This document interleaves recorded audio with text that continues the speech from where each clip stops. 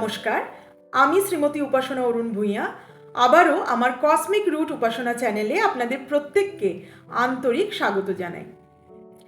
শুভায়ু আরোগ্য সুখ শান্তি সমৃদ্ধিতে আপনাদের প্রত্যেকের জীবন মঙ্গলময় সব সময় ভরিয়ে রাখুন, এই প্রার্থনা জানিয়ে আজকের ভিডিওটি শুরু করছি। কসমিক রুট উপাসনা চ্যানেলে আমরা বৈজ্ঞানিকভাবে খুব সহজ সরল ভাষায় যুক্তি তর্ক সহ ঘরোয়া পরিবেশে বোঝার জানার চেষ্টা করে থাকি জ্যোতিষশাস্ত্রকে। গত ভিডিওতে আমরা বোঝার চেষ্টা করছিলাম যে ভাগ্য বড় না কর্ম বড়। সেই প্রসঙ্গে আলোচনা করতে গিয়ে আমরা এইটুকু বুঝতে পেরেছি যে ভাগ্য এবং কর্মের মধ্যে কেউ কারোর থেকে বড় বা ছোট নয়, বরং কর্ম এবং ভাগ্য একে অপরের প্রতি নির্ভরশীল।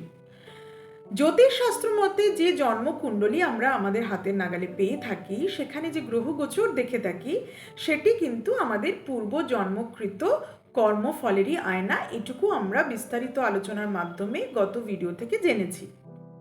আজকে আমরা বিস্তারিত জানব কিভাবে কর্মের দ্বারা ভাগ্য বদলানো সম্ভব।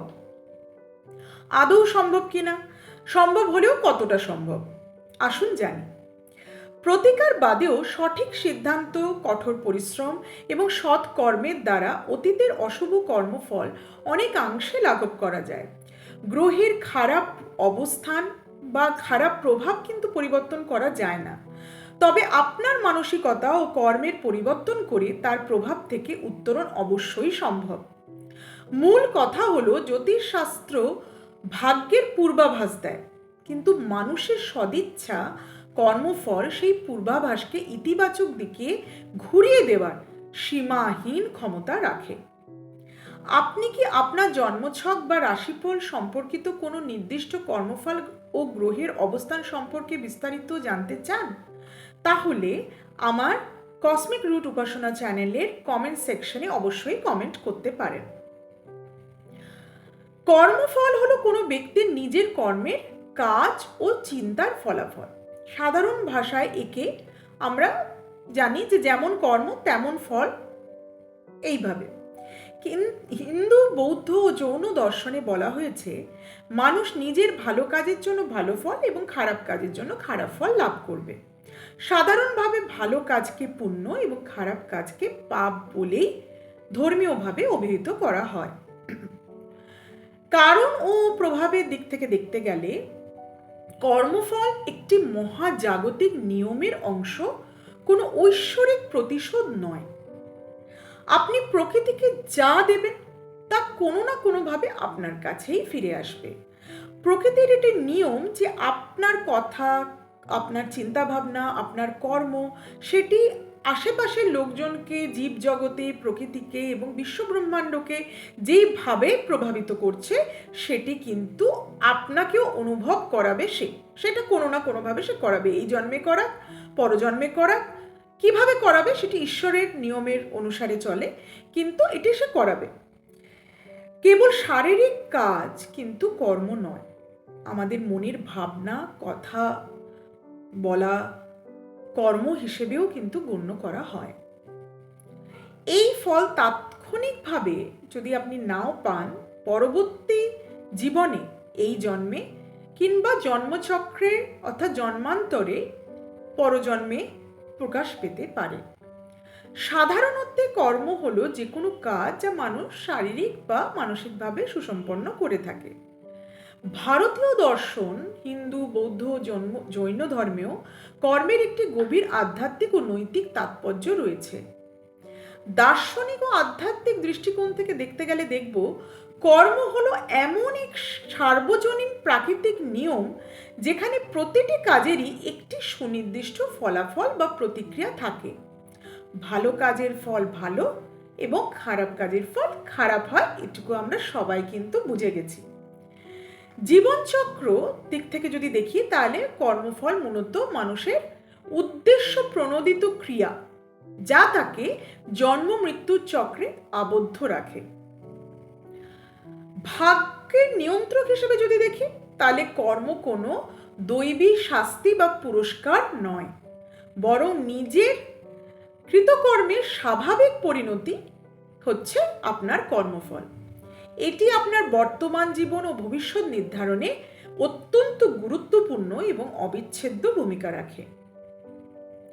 সাধারণ অর্থে কর্ম বলতে কাজ, দায়িত্ব বা যে কোনো ক্রিয়াকে বোঝায়, কিন্তু আমাদের হিন্দু দর্শন মতে প্রত্যেকটি কর্মের এবং কার্যের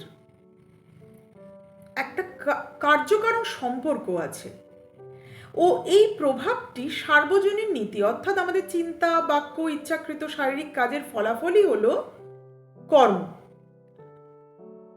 প্রতিটি কর্মেরই একটি নির্দিষ্ট প্রতিক্রিয়া আছে, বৈজ্ঞানিকভাবে এটা আমরা সবাই জানি। এবার বিভিন্ন দর্শনে কর্মকে প্রধানত 3 ভাগে ভাগ করা হয়: সঞ্চিত কর্ম, প্রারব্ধ কর্ম, ক্রিয়মান বা আগামী কর্ম। কর্ম সম্পর্কে বৈজ্ঞানিক দৃষ্টিকোণ ও বিস্তারিত আধ্যাত্মিক ব্যাখ্যা জানতে গেলে বৈজ্ঞানিকভাবে অর্থপূর্ণভাবে যদি আমরা কর্মকে বুঝতে চাই, তাহলে এটুকু বুঝবো যে আমরা নিজেরা একটি এনার্জি বা শক্তিকে বহন করে চলি। আমাদের একটি নির্দিষ্ট অরা আছে, অর্থাৎ আমাদের একটা ম্যাগনেটিক ফিল্ড আছে।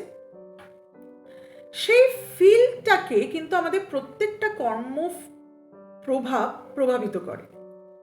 সেই কর্মফলটি কিন্তু ওই ম্যাগনেটিক ফিল্ডের মাধ্যমে আমাদের বিশ্ব ব্রহ্মাণ্ডের সাথে কানেক্টেড হয়, আরেকজন মানুষের সাথে কানেক্টেড হয়, জীব জগতের সাথে কানেক্টেড হয়, প্রকৃতির সাথে কানেক্টেড হয়, বিশ্ব ব্রহ্মাণ্ডের সাথে কানেক্টেড হয়ে যায়।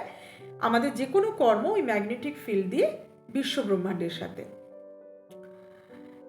কর্মের প্রতীক যেমন অন্তহীন, তেমনি আপনি যদি বলেন যে কর্ম শব্দটির সংজ্ঞা কি, তাহলে আমি ধরবো যে পরিকল্পনা বা পরিক্রমা ইত্যাদি জন্য ব্যবহৃত হচ্ছে এই কর্ম সংজ্ঞাটিকে ব্যবহার করা হয়েছে। এটি কোনো কাজের অপারদর্শিতা বা সম্ভাব্য ফল বা লাভের প্রতিনিধিত্ব করে। এবার যদি আরেকটু বিস্তারিতভাবে জানতে চাই যে হিন্দু, বৌদ্ধ, জৈন ধর্মে কর্মফল হলো আত্মার নৈতিক নিয়ামক। এর উপর ভিত্তি করেই কিন্তু পুনর্জন্ম এবং এই জন্মের ভালো মন্দের হিসাব নির্ধারিত হয়, পরজন্মের ভাগ্য অনেক অংশে নির্ধারিত হয়।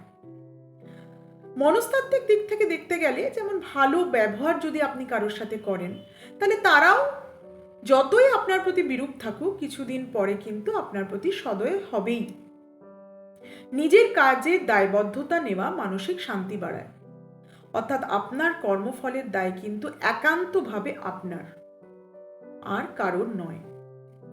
কর্মফল এবং ভাগ্য নিয়ে বিস্তারিত আলোচনা করব আমার পরবর্তী ভিডিওতে। আজকের মতো এইটুকুই।